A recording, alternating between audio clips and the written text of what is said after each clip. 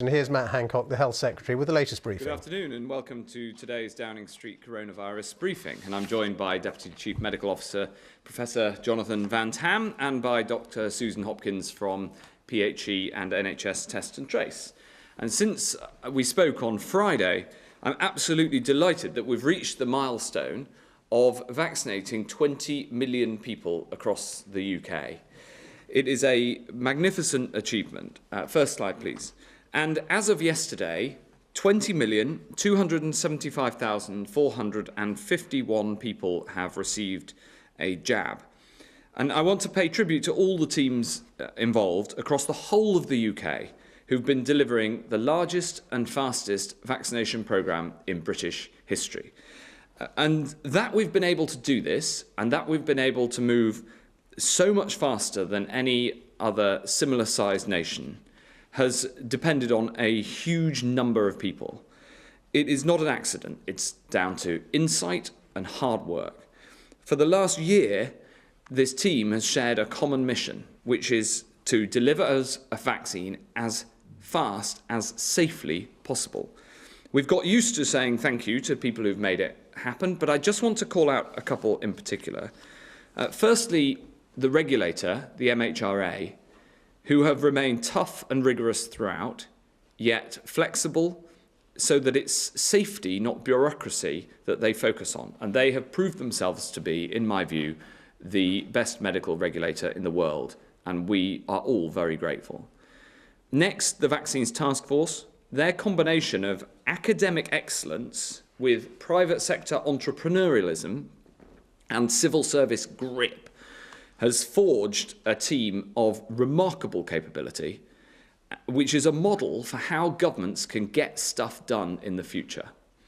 The scientists, the pharmaceutical companies, the armed forces, everyone involved in the delivery effort, from the leadership of the NHS through to every local volunteer, and you, the British people, for sticking to the rules and for the remarkable enthusiasm to get a jab, which makes me really proud. Recent figures show 94% of those eligible have said that they either have had a jab or will get a jab when their call comes. 94%. And this is so important because each and every jab makes us all safer. Every time a friend sends me a message with a picture of them having had their jab, and this happens to me a lot, I know that we're all one step safer, and we're all one step closer to returning to normality. So it is fantastic, the enthusiasm that people are showing, and we've still got a long way to go, so let's stick at it. Today we have some new data to show on the effectiveness of the vaccine, both its real-world effect that we can now see in the data, and some new analytical research that we're publishing that shows how it's saving lives. And this is being published in a paper by Public Health England and others right now. First, let's look at the real-world data. Next slide, please.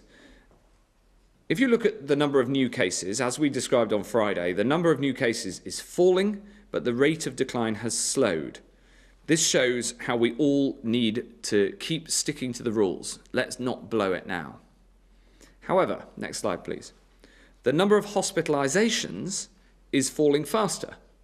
Even better, among the age groups who were vaccinated first, so the older age groups, the fall in hospitalizations is faster than in the younger age groups who are still yet to get a jab.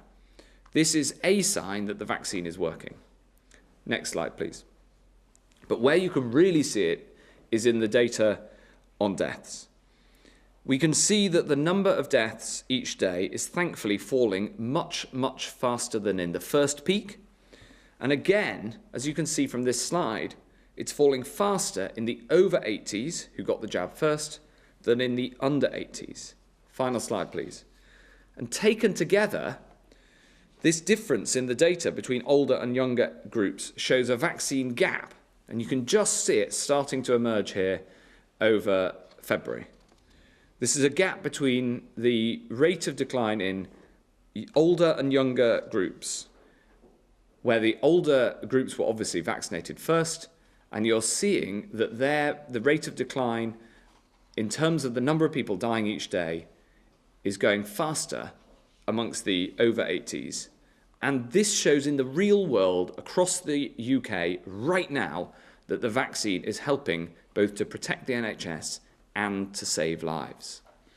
And these real world effects are backed up by some exciting new data that shows that a single shot of either the Oxford AstraZeneca vaccine or of the Pfizer vaccine works against severe infection among the over 70s with a more than 80% reduction in hospitalizations. This is extremely good news. In fact, the detailed data show that the protection that you get from catching COVID 35 days after a first jab is even slightly better for the Oxford jab than for Pfizer. Albeit both results are clearly very strong, and Professor Van-Tam is going to set out more details in a moment. These results may also help to explain why the number of COVID admissions to intensive care units among people over 80 in the UK have dropped to single figures in the last couple of weeks, which is something I know that we all welcome. This is seriously encouraging. It shows the power of science, and what it means for you is that when the call comes, get the jab. The evidence shows that it will protect you and protect others. And I can formally announce that we're now inviting the over 60s to be vaccinated, all part of our national effort to ensure everybody is offered the vaccine, every adult, by the end of July. To do that, and to make sure our vaccine programme is always kept up to date, we are making sure that the programme has the funds that it needs to do all of this incredible work.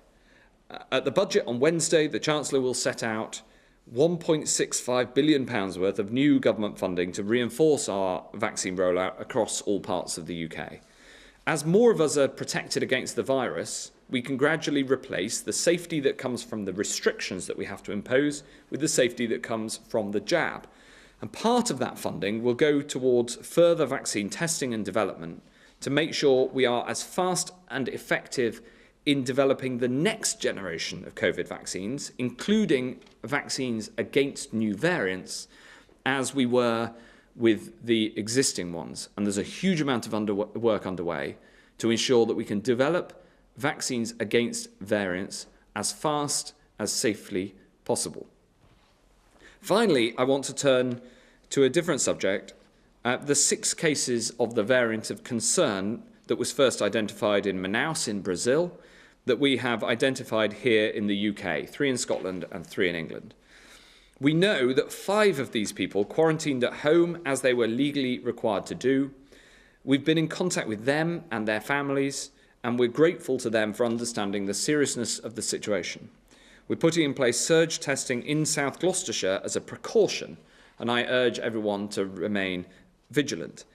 1 of the 6 completed a test but did not successfully complete contact details, and we're therefore asking anyone who took a test on the 12th or 13th of February but hasn't received the result back to please get in touch by calling 119 in England, Wales or Northern Ireland, or in Scotland 0300 303 2713. And Dr. Hopkins will give more information about this effort in a moment. We identified these cases thanks to the UK's advanced sequencing capabilities. We know about them because of the work of NHS Test and Trace. And scientists around the world are now working hard to get ahead of some of these new variants, looking at how much a 3rd vaccine dose could tackle these evolving mutations if it's necessary, much as we tackle mutations from flu each year. But for now, tackling this disease rests with every single one of us. It's important to remember that no matter what variant it is, COVID spreads in the same way, through social contact between people. The steps that we can all take to stop its spread are the same: to stay at home, to take vital steps like hands, face and space, and make sure we observe the basics, letting fresh air in, and keeping to the rules on social distancing. And that's how we can keep ourselves safe, and protect the people around us. And if we do that, as surely as spring follows winter, there will be brighter days ahead. I'm now going to turn to Dr. Hopkins to set out more about the P1 variant, and then to Professor Van-Tam on more details of this excellent research into the impact of the vaccine. Susan. Thank you, Secretary of State. As has widely been reported, this weekend we identified 6 cases of a new variant of concern in the UK, 3 cases in England and 3 in Scotland. This variant, called P1, has been identified widely in Manaus, Brazil, and also in other countries across the world. We are tracking it closely because it shares some important mutations with the variant first identified in South Africa, such as E484K and N501Y. Unusual names, I understand. These and other mutations are associated with reduced impact of antibodies against the virus in laboratory experiments. The current vaccines have not yet been studied against this variant, and we will need to wait further clinical and trial data to understand the vaccine effectiveness against this variant. In the meantime, it is important we track cases of this new variant as closely as possible in order to limit its spread in the UK. Of the cases found, 2 are from a single household in the South Gloucester area.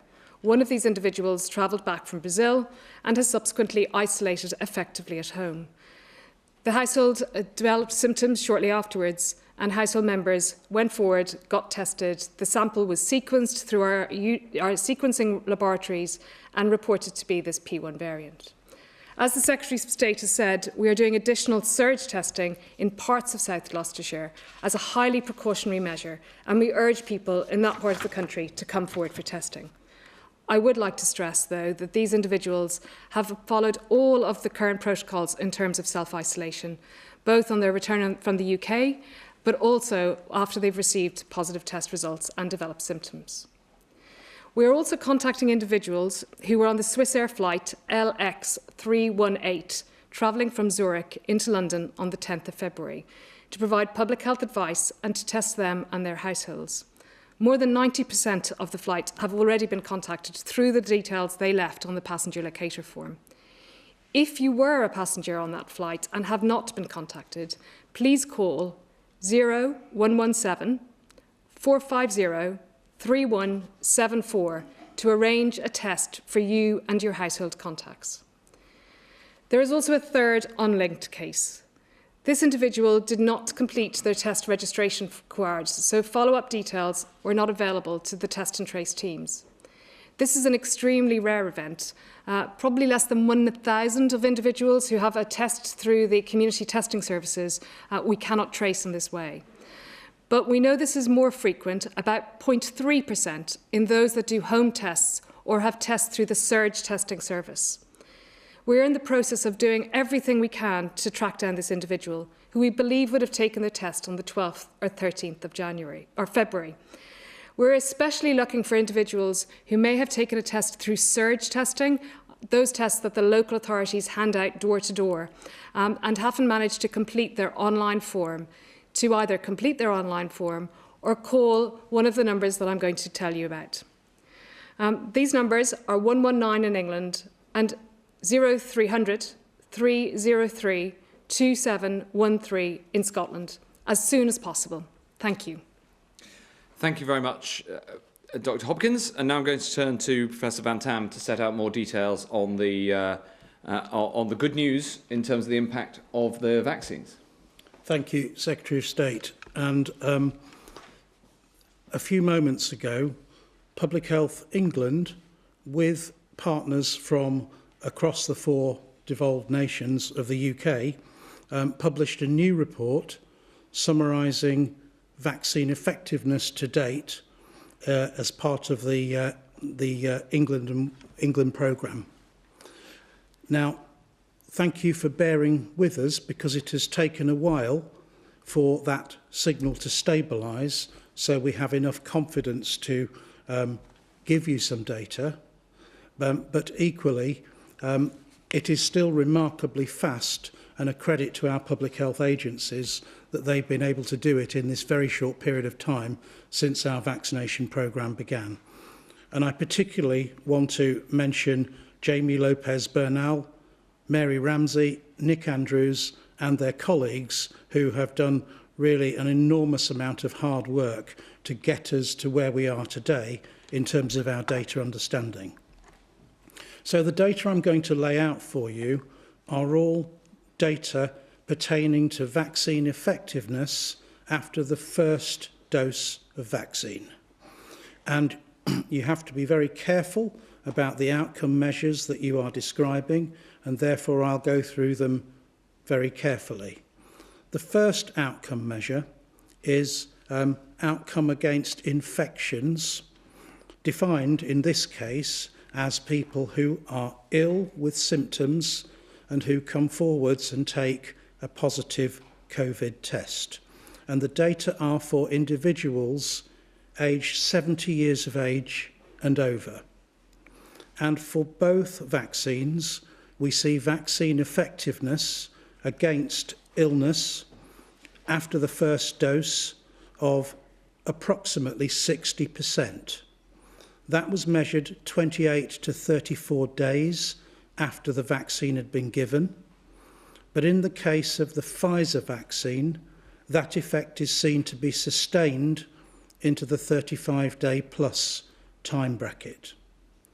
For AstraZeneca, in the 35-day plus time bracket, there is an early sign that that might still be increasing to around 70%, but the confidence intervals on that are very wide, and that is a less certain figure. But the figure I can be certain of is 60% effectiveness against illness. Now, obviously, there are still, unfortunately, because no vaccine is 100% effective, people who become ill despite having had that first dose of vaccine. But if you look at the then reductions in hospitalisation that are occurring on top in those people who still become infected, and you add that to the fact that people who are not infected can't, by definition, be hospitalised with COVID, what that brings you to is an overall effect for both vaccines, in public health terms, that they are now preventing 80% of reducing the likelihood of hospitalisation by 80% after one dose. So that's the second outcome, the hospitalisations data. And the third outcome is mortality. And because of the fact that mortality takes longer to measure, deaths, unfortunately, from COVID take longer to occur after hospitalisations, at this point, we only have data for the Pfizer vaccine, where the likelihood of mortality is being reduced by 85% in those over 70-year-olds. So that's really the summary. There's a lot more detail in the PHE paper, which is online, but I think you'll agree with me that although these data pertain just to the 70-plus age group at the moment, and our vaccine programme moves on with really significant pace now as we move into the lower age groups, it shows us, gives us those first glimpses of how, if we are patient and we give this vaccine programme time to have its full effect, it is going to hopefully take us into a very different world in the next few months. But we have to be patient, we have to push on with the vaccine programme, and most importantly, when you are called for your place in the vaccine queue, it's important that you come forwards and have that first dose, and when called for your second dose, and some people will be being called back quite soon now for their second doses, to come forwards for that too. Thank you, Secretary of State. Great stuff, Professor Van-Tam. Thank you very much indeed. Our first questions are from members of the public, and the first by video is from Claire from Selby. Why is there such disparity across the country in accessing the vaccine? In my local area, Group 7 is being vaccinated before Group 6, and I have fit and healthy friends aged 60 who have had the jab. Other areas are starting over 50 soon.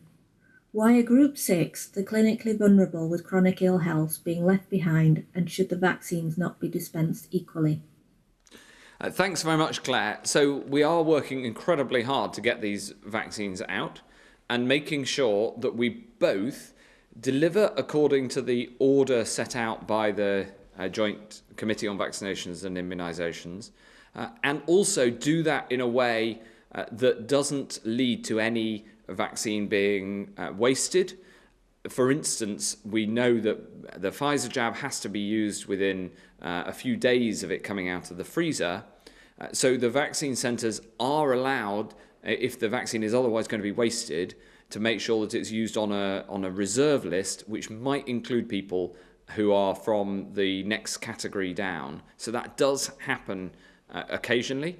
We're essentially balancing the need for speed with the need for sticking by the rank ordering. What I can tell you, though, is that we are getting through all those groups. We're running at around 500,000 a day, just under on average over the last week. And this means that if you are in Group 6 and you haven't yet been called, you won't have to wait for long because we're really rattling through that group as we speak. So of course I understand the concern here. It is a matter of balancing the practical operational need for speed and some flexibility with trying to stick by the rank ordering. JVT, unless you have anything to add? Nothing to add. Thank you. Thanks very much, Claire. A very important question. I appreciate it. Next question is from Alistair from Norwich. Concerning the government's dates for hopefully reintroducing public freedoms, are there any specific numbers of daily cases, deaths or hospital admissions that they feel we have to be below in order to guarantee those freedoms? If so, what are they? Great question, Alistair. The answer is no, there are not specific thresholds. And the reason for that is that the Prime Minister set out 4 tests and all 4 matter, but some of them can't be quantified in numbers. So the 4 tests include, of course, that hospitalisations and deaths are coming down. Also that there isn't a surge in cases that might risk hospitalisations going up in the future. Also that the vaccine programme is rolling out well. And finally, that there isn't a new variant of concern that puts all this at risk. And so the challenge is that we have to balance all 4 of these metrics, and some of them can be quantified, like the number of hospitalisations and deaths, but others can't, like the impact of a variant of concern, because it depends on the nature of that variant. So that's why we haven't put precise numbers on it, but we make a judgment based on these four tests as to whether we can take each step in the roadmap when the time comes. Thanks, Alistair. Next question is from Laura Koonsberg at the BBC. Laura. Thank you very much indeed, Secretary of State. Someone carrying the Brazilian variant was able to disappear weeks after the variant was first detected because the government hadn't yet got round to introducing quarantine hotels. Do you believe that that delay will have put people at risk? And Professor Van-Tam, if I can ask you about the very effective news about the vaccine, which sounds very impressive. In the real world, how would you describe the impact that these kinds of results suggest the vaccine might have? And what kinds of difference could that make in the weeks to come to what we're all experiencing? Thanks, Laura. 2 very important questions. The answer to your first is no. We had already quarantine in place. And in fact, we'd already put in place a ban on direct travel from Brazil, and also that if those who aren't either citizens or resident here couldn't come. And all the evidence is that the 5 cases that we know about followed those quarantine rules, and that, I hope, is very reassuring to people. And there is no evidence that the 6th case did not follow those quarantine rules. We need to obviously get in contact with the person in question. Also, this positive test was on the 12th or 13th of February, we think, and that was obviously over 2 weeks ago, and we haven't seen any further knock-on transmissions in the data that we obviously monitor very, very closely. And we now sequence around 1/3 of all of the positive tests. So all of that points to the work that's been done and the system that was in place having managed to control this. But obviously, since then, we've introduced further and stricter measures, the hotel quarantine, as you say, to strengthen this system further. In answer to your second question, I'll go straight to Professor Van-Tam. Yeah, thanks for the question, Laura. So we've given first doses now to more than 20 million people on the JCVI priority groups. But we need to remember that that still means there are another 15 million people, roughly, who need their first dose. And then it will be important to go back progressively as we go through from now, really, to give second doses. So it is still all going to take time until we can apply the results that I've described to you in a more generalised way in the population. But in time, I expect the vaccine to lower levels of disease across the country. I expect it to reduce the likelihood, because we're starting from the elderly and the most vulnerable, that infections that are present can get into the older and more vulnerable population. And I expect for the individuals who have been vaccinated, even if they come across the virus, and even if they are infected with the virus, I expect the likelihood of them suffering severe consequences not to be eliminated, but to be lessened over time. In other words, the ratio of mild cases to severe cases should increase in favour of milder cases as time goes by. So there's a lot to look forwards to. It's very tempting to just go, right, we've seen the results, that means the problem's fixed. The problem isn't fixed yet, but we definitely have identified a way of fixing the problem, and the early data show us how to do that and where to advance from here. Thanks very much indeed. Anything to add, Susan? No. Next question from Romilly Weeks at ITV. Romilly. Health Secretary, you've said that one of the ways to stop the spread of this new variant is to stay at home, and yet you're about to open schools and start the process of unlocking. How likely is it that this new variant could derail that process? And if I could ask Dr. Hopkins as well, what is the likelihood that there are already many more than 6 cases of the new variant in the UK? And the Prime Minister has said today that there's no evidence that the existing vaccines are not effective against the new variant. How confident are you that they are effective?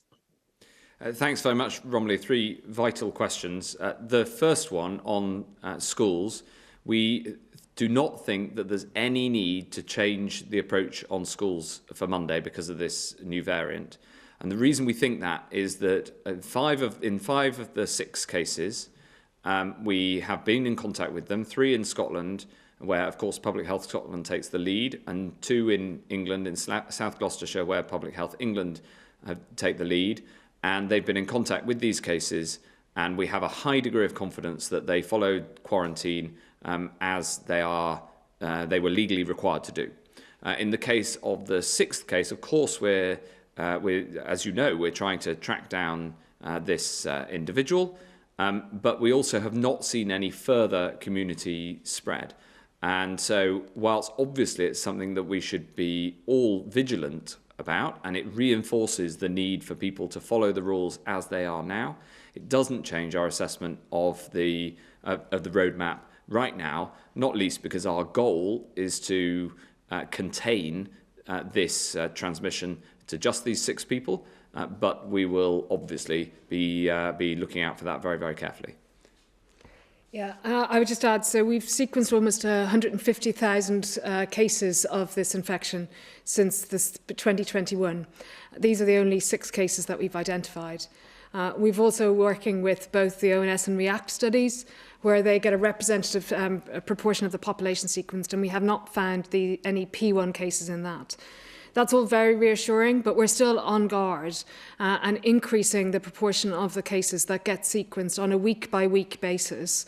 And clearly, we will manage and look to see if there's any other cases in the community. That's why we want this individual to come forward, so we can ensure that their contacts are tested, that we review and look at everything about this case and can find out whether there are any associated cases that need any further work done to them. Thanks very much, Romilly. The next question from Thomas Moore at Sky. Secretary of State, you know there is this missing case, but not who or where or whether they've self-isolated. How is it that after 2 months of a tough lockdown and just 1 week before it starts to lift, such a concerning new variant has been allowed to slip through the net? And Professor Van-Tam, level with the British public, is there any prospect of a foreign holiday this summer when new variants are crossing our borders and there's still no vaccine with inbuilt universal protection against the evolving virus? Thanks, Thomas. Well, I see it the other way round. It's because of the extraordinary capability of NHS Test and Trace that we've been able to identify these cases. And in particular, there is a high chance that the identification of the 6th case came through the surge testing that we put in around communities where we were previously looking for other variants of concern. And we don't know that for sure.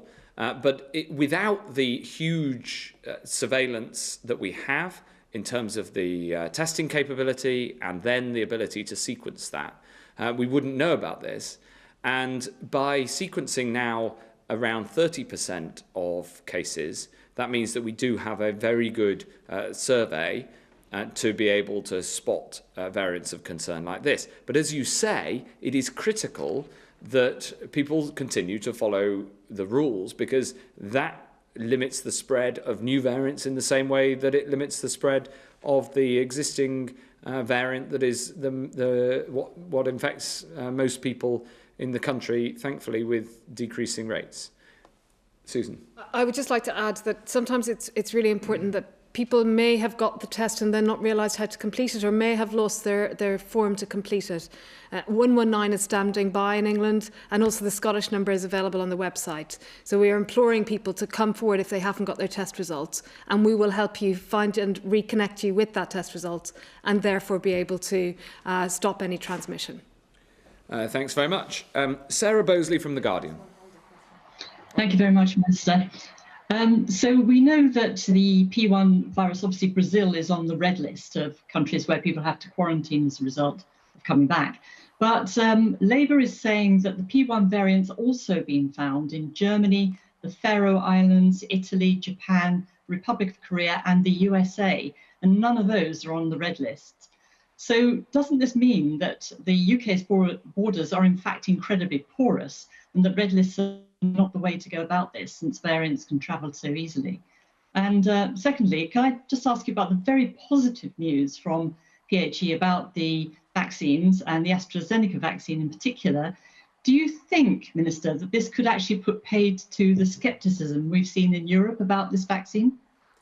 Well, thank you very much. I'll answer those two, and then I'll ask JVT to answer the previous question from Thomas Moore at Sky, which I cut you off before you're about to answer that. So the first point is that the proportion of cases that are variants of concern in some other countries, like Germany, are exceptionally low, in the same way that the proportion of cases here that are variants of concern are exceptionally low. But there are some other countries, like Brazil and South Africa, where the variant of concern is the dominant variant. And that is a material consideration in terms of the red list. But what I'd say further to that is home quarantine is required for everybody. And we have a requirement for a pre-departure test and then a test at day 2 and day 8. So we have these strong safeguards against the against these variants that are in place now. On the second question, I hope that people look at the data that we've published today and see the rigour of the science, and read from that the same as I read from it, which is that both of the vaccines that are in use in the UK right now are extremely effective after one dose. There is some further evidence in the paper of further effectiveness after 2 doses, and that's yet more good news. And there are, on some measures, there are signs that the Oxford AstraZeneca vaccine is slightly more effective than the Pfizer vaccine. But the Pfizer vaccine on these data is also extremely effective. So I absolutely hope that right around the world, people study these data and understand what they mean, which is that getting the Oxford AstraZeneca jab or getting the Pfizer jab is the right thing to do, and it could save your life. JVT. Yeah, thank you. So I'll go back to, just before I add to that, Sarah, I'll just go back to Thomas Moore's question. He asked me to level with him and the British people about summer holidays. And, you know, look, I think we are still, as you can see from today's news, we are still in a zone of great uncertainty about what the virus will do next. On top of that, many of the vaccination programmes in Europe, which is a place where we frequently go on holiday abroad, are running behind ours. And clearly, whether we can go on holiday abroad to places such as Europe depends upon what other countries will say and do in terms of foreign tourism. So that's the best I can do to level with you. I'm not going to give you a firm answer because I genuinely don't think there is one at this point. I think I would just say that there has to be great uncertainty at the moment. On the point about the AstraZeneca vaccine and non-adoption by many countries in terms of its use in the over 65 population, that was driven by the fact that there were relatively small amounts of data on the over 65s in the clinical trials available at that point in time for the AZ vaccine. And our Technical Advisory Committee, the JCVI, took a view, which I share, that it was not immunologically plausible that the vaccine would work up to in the age range 18 to to 55 years of age, which is a lot of where the data ran out, and then kind of not work in those older age groups. We took a view that it almost certainly would work. The PHE data have clearly vindicated that approach today, and I'm not here to criticise other countries, but to say that I think in time the data emerging from our programme will speak for itself, and that other countries will doubtless be very interested in it. Thanks, Thank you. Professor Van-Tam, very diplomatic.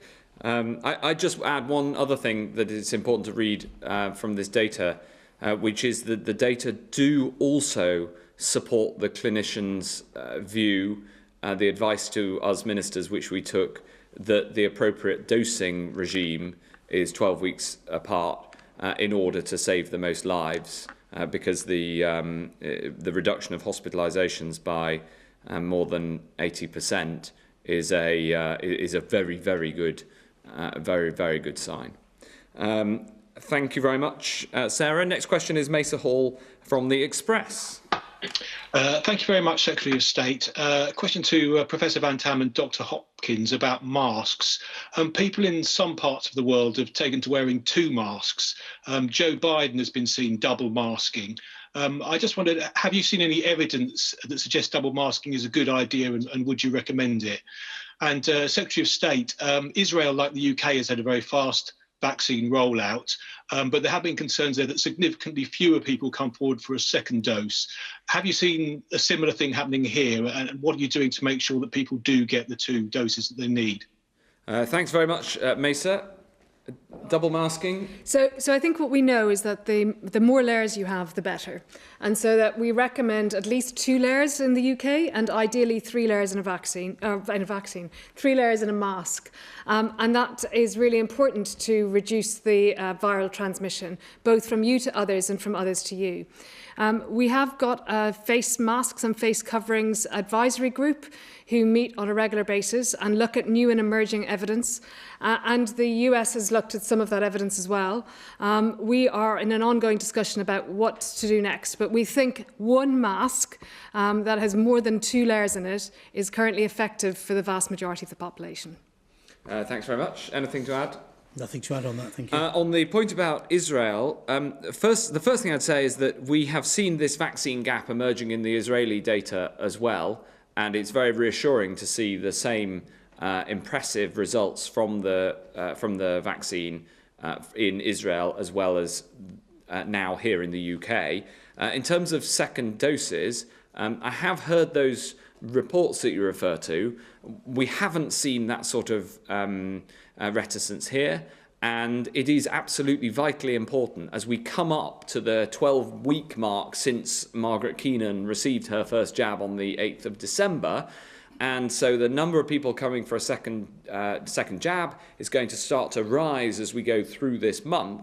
And we've got all the supplies to deliver that, and everybody can have confidence that the jab will be there, ready and waiting for them when they go forward for their second vaccination. But obviously, coming forward for the second jab is a very, very important part of this programme, because while the first jab gives you this excellent protection that we're seeing in the data that we're publishing today, the data also show that for the Pfizer jab, which is the only one that we have the data for, you get yet further protection from the second jab. So you should not just come forward for the first jab, which people are doing in droves, and the uptake figures are spectacular, but it is very important that people come forward for their second jab when they're asked to as well by the NHS. Anything you'd like to add, Professor Van-Tam? Thank you. I'd just like to say that the human immune system is really incredibly complex, and there are some immunologists who are much cleverer than I who are still trying to get to the bottom of it, and probably the next generation of immunologists after them will still be trying to get to the bottom of it. But I think there's quite significant likelihood that a second dose of vaccine is going to mature your immune response, possibly make it broader, and almost certainly make it longer than it would otherwise be in relation to a first dose only. So whilst our policy has absolutely and without apology or reservation been to pursue first dose as the priority for as many people as possible, and inevitably the consequence of that is that the second doses are delayed somewhat, it is absolutely critical that they are still part of the course of immunisation against COVID-19, and no less important for that reason. Thanks very much. Thanks very much, Mesa. The final question is from Jill Lawless at AP. Jill. Thank you very much. A question for you, Health Secretary. I wondered what you thought about the EU's plan for what they're calling a digital vaccination green pass, essentially a vaccine passport. The UK has called for international coordination on getting international travel going again. Is that a useful idea, and is it something Britain might want to sign up to? And then just one for everyone. The roadmap to easing the lockdown in England starts in a week's time when children go back to class. And then it proceeds in a number of steps. I wondered which step you're the most concerned about. Thanks very much, Jill. So we are absolutely working with our international partners on any need for certification in terms of having had a vaccine to be able to travel to another country. Because if another country wants to say that you need to have been vaccinated with a recognised vaccine to travel there, we want to enable Brits to be able to take that journey. So we are working with international partners. The EU is part of those discussions, as are several other countries around the world, and it's obviously important work. What I'd also say is that, in a sense, this already exists because you need to have a test before you can travel to the UK. And as far as I understand it from the details set out today, the EU proposal is that that certification includes both whether you've had the vaccine and also whether you've recently had a test for those who can't get vaccinated yet, which is obviously particularly important. Therefore, it's something that we're working with them and others on, and it matters that we get the details of this right for international travel. And on the question on the roadmap, what I'd say in response to your question is that we have set out the tests precisely so we can be sure that the data still allow for the safe step down the roadmap. And I'm highly confident that the opening of schools on Monday is the right thing to do, and the data point that way, and then we will assess the data before taking step 2. The roadmap is designed to be able to see the data before we take each step, and so we've done it in that way in order to be able to have the assurance that we are taking a cautious yet irreversible path out of this pandemic. Dr. Hopkins, anything to add on that? Well, I would agree. I think the thing that we know is that children going back to school, and at each point is likely to increase interactions with others, and therefore we are likely to see an increase in the R number and potentially more transmissions. What we need to do is give time after each of the events to monitor the impact of that, not just on cases in the community, but particularly on hospital admissions and deaths, which is what we see that the vaccines are preventing, and what will prevent surges in hospitalisations and therefore a big impact. So we'll need to monitor the cases after each step, and that's going to be really important. Thank you, Secretary of State. At the risk of sounding like a parrot, I'm not worried about any particular step. I'm far more worried that there is time to consider the effect of each step before we move on to the next one. And that way, we get into a process where we are, hopefully with vaccines, relaxing in a very long-term way, and we don't have to go backwards and forwards and backwards and forwards in these cases. And we'll leave the coronavirus briefing there from Downing Street.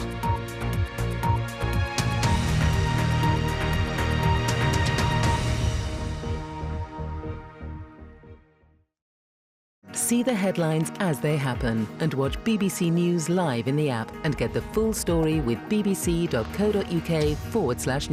Follow the story for all the latest with BBC News.